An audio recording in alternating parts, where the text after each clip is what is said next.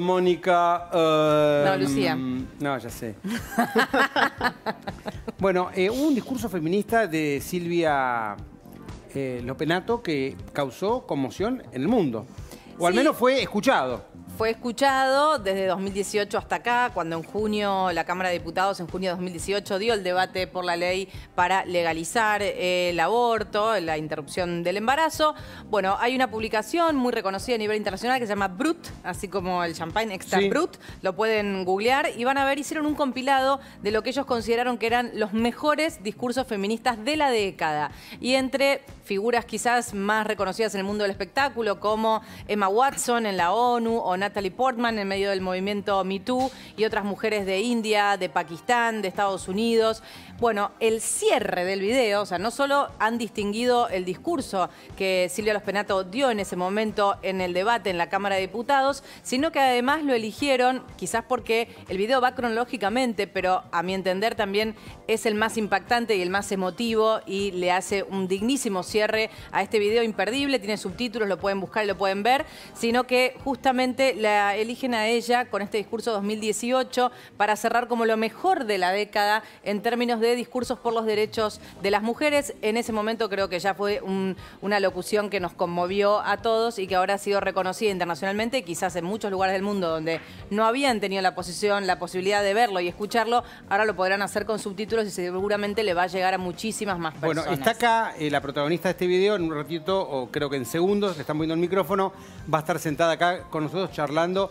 Qué loco pensar que uno habla frente a un micrófono y no tiene dimensión, ¿hasta o no dónde se imagina, puede llegar? Claro, porque uno habla convencido de lo que dice, porque es su trabajo, o porque tiene que hacerlo, o porque tiene ganas, por lo que sea, pero uno no tiene noción de a dónde puede llegar un discurso. ¿Querés que lo veamos? Lo vamos a ver. Dale, vemos el video entonces. A las sororas, esta multipartidaria de mujeres que llegó para quedarse en la política argentina, unidas en nuestra diferencia, pero siempre a favor de las mujeres. A las mujeres en sus casas, a nuestras madres y a nuestras hijas. Que el aborto sea legal, seguro y gratuito. Que sea ley.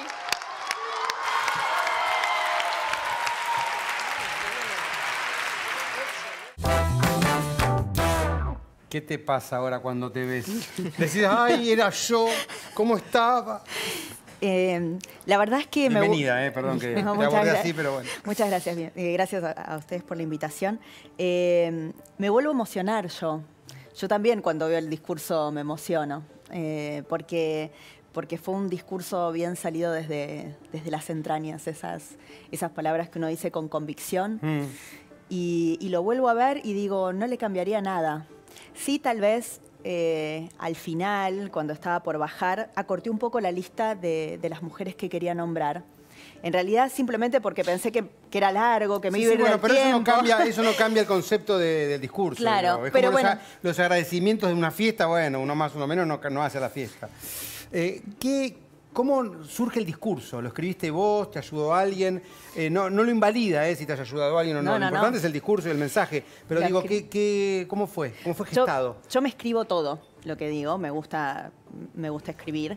Pero este discurso no es el que yo me escribí, sino el que escribí a las 4 de la mañana. El día anterior, cuando me dijeron mis compañeros del Interbloque que me daban el cierre a mí, que querían que cerrara yo, que es todo un honor porque siempre cierran los presidentes de bloque y una responsabilidad, me quedé hasta tarde, el día anterior, escribiendo y lo practiqué un par de veces durante el día. Y ese día estuvimos, el centro de comando por el sí, por el verde, era mi despacho, que, bueno, era el único despacho que tenían las sororas en el Palacio. Y eso también hace a que las mujeres, digamos, en los lugares de poder siempre están un poco relegadas, ¿no? Sí. Entonces, era el centro de comandos, donde estábamos todas, de todos los partidos políticos, y veníamos, sí, conseguí un voto, que estaba en duda, finalmente nos dijo que no, bueno, teníamos ahí el lugar. Así que toda la noche, mucha emoción, mi despacho da a la calle, se escuchaba a las pibas gritando todas horas y horas y horas. Se quedaron toda la noche, la plaza estaba llena. A las 4 de la mañana me dijeron que no había forma de darlo vuelta, que íbamos a perder por 2 votos, pero íbamos a perder. Y entonces yo decidí que lo que tenía escrito no servía, porque dije, si no nos llevamos la ley, nos vamos a quedar con el discurso. Yo voy a lograr transmitir por qué nosotros queremos esta ley. Y eliminé un discurso que era muy autorreferencial, que contaba cómo yo había entendido que era necesario la ley, y dije, voy a contar por qué la sociedad argentina necesita esta ley. Así que fue absolutamente consciente. A las 4 de la mañana, 4 y media, lo empecé a escribir. Este discurso no es el que habías escrito. No, es el que escribí después. Ahora, lo es escribí... un discurso que atravesó la grieta, el oficialismo y la oposición de manera transversal. Digamos. El tema Sí. atraviesa El la tema, grieta, ¿no? de manera Es verdad. transversal, ¿no? El tema, nosotros, los que trabajamos por la aprobación de la ley, constituimos una multipartidaria de mujeres, que bautizamos las sororas, donde estaban desde las representantes de los partidos, de los bloques más minoritarios de la izquierda, hasta los de los más mayoritarios del oficialismo que yo integraba, todos los bloques. Todos los bloques. Y en una absoluta complicidad en el trabajo. Nosotros sabíamos que en algunos otros temas tenemos diferencias, pero que acá no había diferencias, ¿no? Qué loco Ni en eso, este... ¿eh? Pero Ni en incluso este, ni tuviste en... el reconocimiento también de mujeres y personas que tienen diferencias sobre este tema. Hoy creo que tenemos el tuit para ver que te escribió Graciela Camaño. ¿Lo tenemos? Sí, ahí lo estamos viendo. No estoy de acuerdo con el aborto y bueno, te menciona y dice, pertenece a una fuerza distinta a la mía, pero siento orgullo y gratificación por el reconocimiento internacional a esta joven dirigente política argentina. Desde mi corazón celeste a tu corazón verde, Muy bueno. felicitaciones. Es buenísimo. Esto debería ser el país.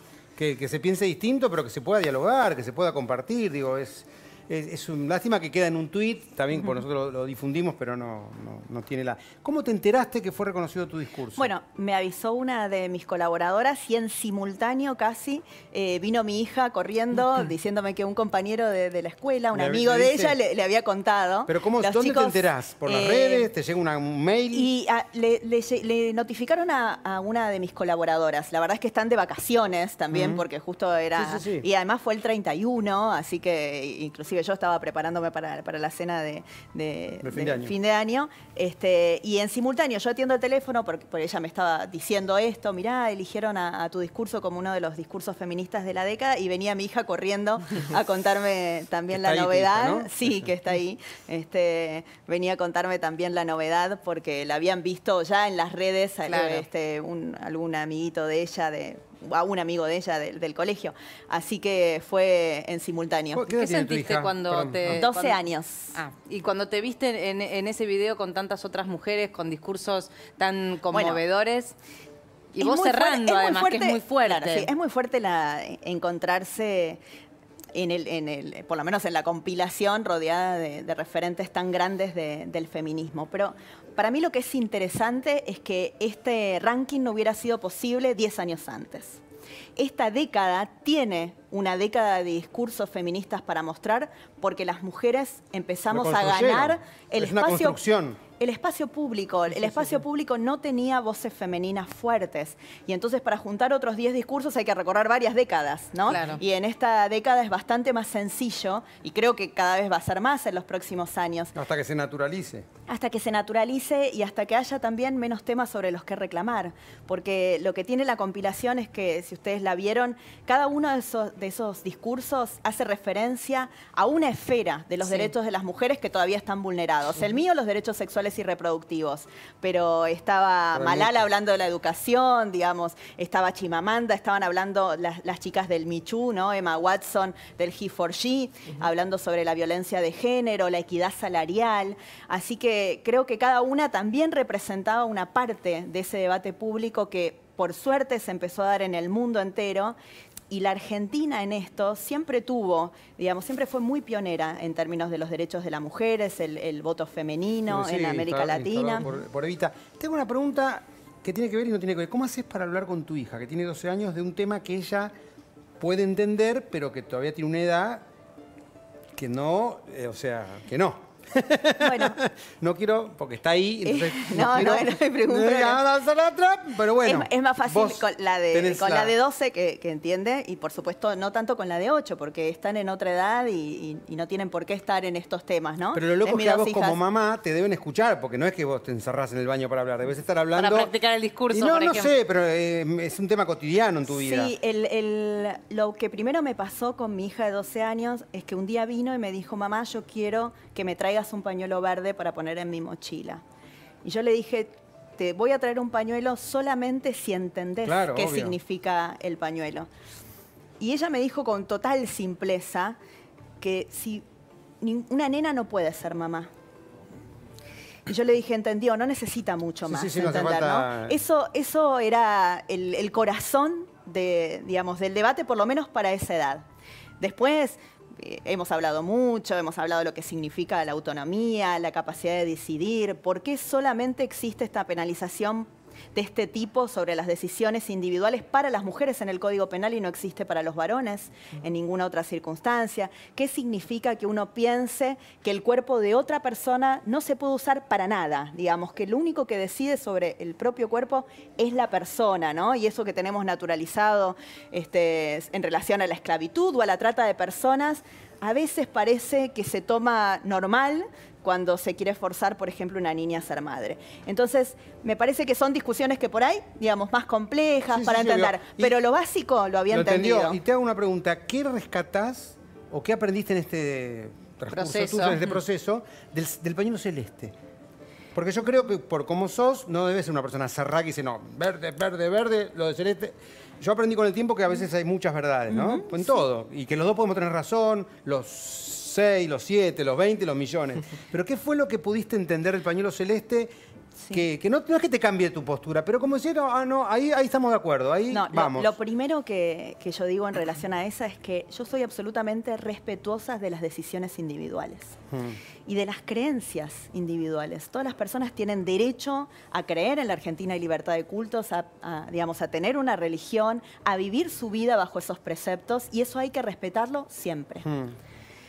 Y creo que la diferencia más grande entre el pañuelo verde y el pañuelo celeste es eso. El pañuelo verde es el ejercicio de la libertad. Que cada uno Y pueda entonces tomar la decisión dice, que quiere. Vos tenés las herramientas, el Estado te garantiza que no te va a condenar y además te garantiza que si no tenés recursos vas a poder acceder igual que una persona que tiene recursos, pero no te obliga a nada. A nada. El pañuelo verde no te obliga a nada. Puede haber aborto legal en la Argentina y yo puedo seguir profesando mi fe, mi religión y estar absolutamente personal y moralmente en contra del aborto. Mientras que el pañuelo celeste a veces me da la sensación que quisiera imponer una creencia que es de algunos, que es respetable, que es valiosa, pero que no es de todos. Ahora, ¿vos Y crees entonces que- esa es la principal diferencia, por lo cual para mí no es lo mismo pañuelo verde que pañuelo celeste, pero siempre, y en esto me parece que tenemos que dar ese paso como sociedad, no somos enemigos, nos tenemos que respetar, somos argentinos que tenemos este derecho que nos garantiza además nuestra Constitución a la libertad de cultos, de pensamiento, pero querer imponerle al otro tu pensamiento moral, tu religión, me parece que no corresponde. Por eso vos en 2018 en ese discurso hacías referencia que el tema no era aborto sí o aborto no, sino que era aborto legal o aborto clandestino. Porque si no sería negar que existe el aborto en la Argentina. Y todos nosotros sabemos que existe.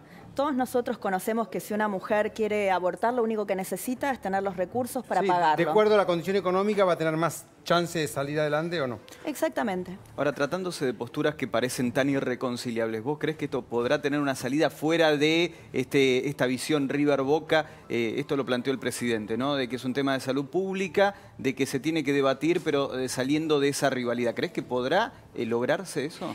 Creo que sí. Realmente creo que sí. Tengo muchísimos amigos que están personalmente en contra del aborto, pero que entendieron que es una ¿Cómo? posición personal. ¿Cómo explicás? ¿Cómo haces? ¿Cómo lo haces para- cambiar de parecer claro, a...? Claro, ¿cómo haces? Porque aparte esto se aplica después a 10.000 cosas más alrededor del tema de la grieta, pero ¿cómo lo hiciste? Bueno, con los que me dijeron que entendían la posición por la legalización, aunque no la iban a acompañar, digamos, ¿no? Pero que entendían esa posición, me decían esto: entiendo que es un ejercicio de la libertad. Y me parece que en definitiva lo que tenemos que hacer es no pelearnos, no buscar en esto una grieta o una contradicción, sino tratar Una de ver, construcción. sí, sino tratar de ver cómo construimos, ¿no? Tratar de esto básicamente, entender que existe el aborto legal en la Argentina en ningún modo va a ir contra las creencias de ninguna persona, porque la persona no va a ser obligada a nada. Yo me Digamos, acuerdo ¿no? que- Va a poder continuar con O sea, vos podés estar con su personalmente en embarazo. contra e igual estar a favor Claro. de que se legalice por una Exacto. cuestión de salud pública. Totalmente. Yo, la verdad es que no tuve, por suerte, nunca que pasar por ese momento de decisión. Pero me lo he preguntado, ¿qué hubiera hecho? Y probablemente no hubiera digamos, Tomado tomado esa decisión. Probablemente no lo hubiera hecho, pero no me siento con ningún derecho a negárselo a nadie. Y muy por el contrario, me parece que los que tenemos la suerte de tener todos los recursos de conocimiento, además de los recursos materiales, tenemos que ser capaces de ponernos en el lugar del que no tiene esas posibilidades. Porque a veces ¿no? no hay recursos culturales, de educación, no solamente lo económico, hay muchos recursos que a veces la gente no tiene, no solo la mujer. Yo recuerdo una sí. postura, la de, por ejemplo, el diputado de Mendiguren, que tenía un condicionamiento al principio muy fuerte a nivel religioso. Él decía, mis creencias a mí me impiden votar esta ley. Pero después el razonamiento que hacía era que él entendía que tenía que velar por el bien público, ¿no? El bien común, y entonces, a pesar de sus creencias, él iba a votar a favor. Y me acuerdo en un móvil de televisión que él lo dijo y se emocionó. Quizá esa es la postura de los que al principio son más obtusos con el tema, ¿no? Bueno, y en algunos casos yo he hablado con algunos que cambiaron de parecer, simplemente con la pregunta de, ¿vos obligarías a tu propia hija? No pienses en uno aparte, digamos, ¿no? Si tu hija viene y te dice, realmente yo no quiero continuar con este embarazo, papá, ayúdame porque no quiero. Vos le dirías, no, arreglátela sola, no te hablo nunca más, ilegal. Lo que vas a hacer es ilegal, te voy a denunciar a la policía, mañana quiero que tengas un proceso penal y que pagues por eso. Y muchos me decían, con mi hija no sería capaz de hacerlo. Y digo, entonces no lo hagas con la hija de nadie, ¿no? Esa es la verdadera política, no pensar en los hijos, sino pensar en el bien común como si fueran tus hijos. Yo siempre digo que hay una cosa de Platón en la República, de la comunidad de las mujeres y los hijos, pero pensando hipotéticamente, si todos pensáramos en cada una de las decisiones que tomamos en la vida, que estamos afectando a nuestros propios hijos, estoy seguro que viviríamos en un mundo mejor, en todas las decisiones. Pero es lo que ¿no? se dice, ¿por qué los políticos nos mandan sus hijos a las escuelas públicas y atienden a sus hijos en los hospitales públicos? Serían mucho mejores las escuelas y los hospitales, o al menos estarían bien. Digo, es así. Por eso digo, pensar como que los hijos son los hijos de todos, ¿no? Y que todas estas decisiones van a afectar al hijo de alguien, me parece que ayuda a estos cambios de posición, y por eso yo tengo mucha expectativa positiva. Yo creo que este año efectivamente la ley se va a aprobar. Silvia, ¿y vos te imaginás cómo sería el discurso que daría si efectivamente Alberto avanza con llevar el proyecto de vuelta al Congreso? Dudo que sea tan bueno como el anterior. Igual lo va a escribir 4 de la mañana, más o menos. Así que para no romper la cábala, lo voy a escribir a último momento.